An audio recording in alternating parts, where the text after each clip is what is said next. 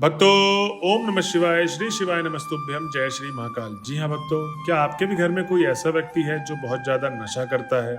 उसके नशे से आप लोग बहुत ज़्यादा परेशान हो चुके हैं। आपने उसके नशे के पीछे बहुत ज़्यादा पैसे भी खर्च कर दिए, बहुत ज़्यादा दवाइयाँ भी करवा ली और बहुत ज़्यादा डॉक्टर को भी दिखवा लिया, लेकिन वो व्यक्ति नशा करना छोड़ ही नहीं रहा। तो भक्तों, आज का ये वीडियो मात्र आपके लिए है। क्या करना है, कैसे करना है, पूरा आपको समझाने वाला हूँ, तो वीडियो को पूरा जरूर सुनिएगा। 7 से 8 मिनट की वीडियो होने वाली है। तो भक्तों, जैसे कि आप सबको पता है कि जो पूज्य गुरुदेव जी की जो कथा होती है उसमें बहुत सारे लोग पत्र के द्वारा अपनी मनोकामना गुरुदेव तक पहुंचाते हैं। तो बहुत सारे पत्र गुरुदेव तक पहुंचे और जब गुरुदेव ने वो पत्र पढ़े तो उसमें बहुत सारे लोगों की यही मनोकामना थी कि हे गुरुदेव, हमारे घर का ये व्यक्ति नशा करना नहीं छोड़ रहा, कृपया करके कोई ऐसा उपाय बताइए। तब गुरुदेव जी ने 2 से 3 उपाय बताए और कहा कि केवल आप ये उपाय कर लेना, आपके घर का जो व्यक्ति है उसका नशा एकदम जड़ से समाप्त हो जाएगा।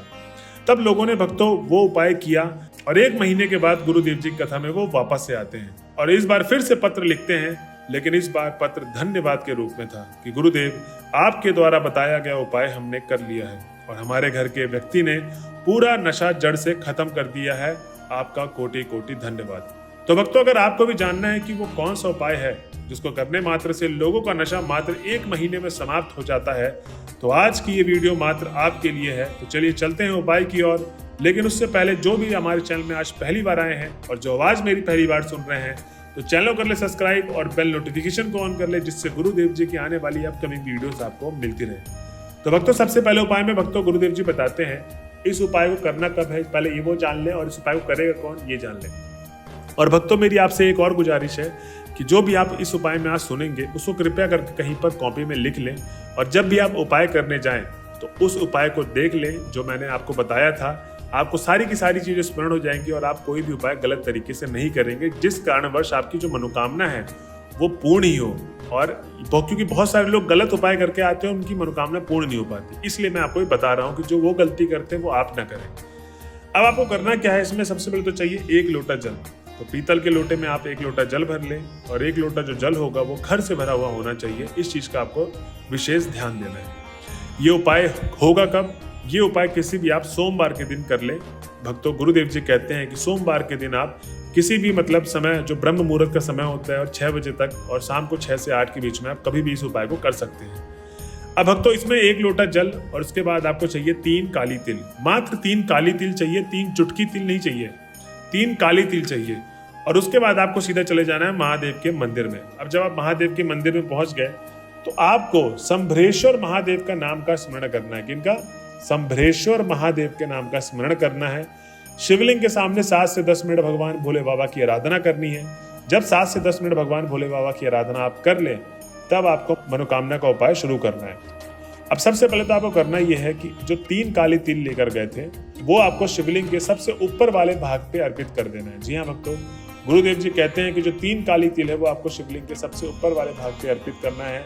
और उसके बाद जो 1 लोटा जल होगा वो आपको ना बूंद बूंद डालना है, ना एकदम तेजी से डालना है। एक लय बनाते हुए, एक ही स्पीड में, न ज्यादा तेज न ज्यादा धीरे, एक ही निरंतर गति से आपको वो 1 लोटा जल समर्पित करना है और श्री शिवाय नमस्तुभ्यम आपको लगातार जाप करते रहना है और संभ्रेश्वर महादेव का ध्यान रहे, आपको स्मरण भी रखना है।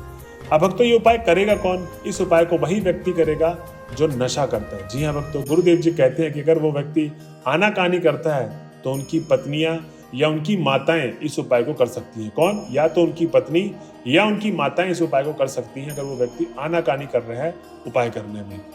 अब भक्तों, सबसे पहले तो जब आपने वो पूरा का पूरा 1 लोटा जल अर्पित कर दिया, अगर उनकी पत्नियां उपाय को कर रही हैं तो महादेव के सामने आपको अपने पति का नाम और गोत्र बोल के जो भी आपकी मनोकामना है, जो भी आपकी समस्याएं हैं, वो सारी की सारी महादेव को बोल देनी है। ऐसी माताएं होंगी तो अपने बेटे का नाम और गोत्र बोलें, और ऐसी अगर वो व्यक्ति खुद ही कर रहा है उपाय तो उसको अपने नाम और गोत्र बोलना है और सारी समस्याएं बोल के आपको अपनी मनोकामना मांग लेनी है। भक्तों, गुरुदेव जी कहते हैं कि जो भी भक्त मेरे बताए गए उपाय को सोमवार के दिन इस तरीके से कर लेता है, उसकी जो नशे की आदत है, जो नशा करके बहुत ज्यादा कलेश करता है और नशे से अपनी सेहत खराब कर रहा है, ना बच्चे का ध्यान है, ना अपने घर वालों का ध्यान है, किसी का भी ध्यान नहीं रखता, बस वो नशा करता है दिन रात, तो बस आपको इसके लिए ये उपाय कर लेना है। तो भक्तों, ये था पहला उपाय जो गुरुदेव जी ने बताया है अब हम चलते हैं अपने अगले उपाय की तरफ, जो बजरंग बली का उपाय है। जी हाँ भक्तों, ये जो उपाय है बजरंग बली का है। इस उपाय को भी उनकी माताएं कर सकती हैं, और अगर वो व्यक्ति नशा करने वाला खुद ही कर रहा है तो बहुत अच्छी बात है। तो भक्तों, सबसे पहले तो इस उपाय में आपको क्या चाहिए वो लिख लीजिए।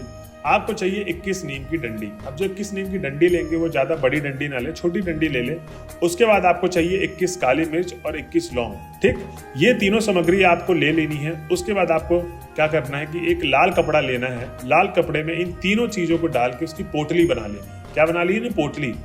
अब आपको ये उपाय करना कब है? मंगलवार के दिन करना है, क्योंकि मैंने आपको बताया था ये उपाय किनका है? बजरंग बली का। तो ये उपाय आपको मंगलवार के दिन करना है। समय काल कोई भी आप अपने अनुसार चुन सकते हैं।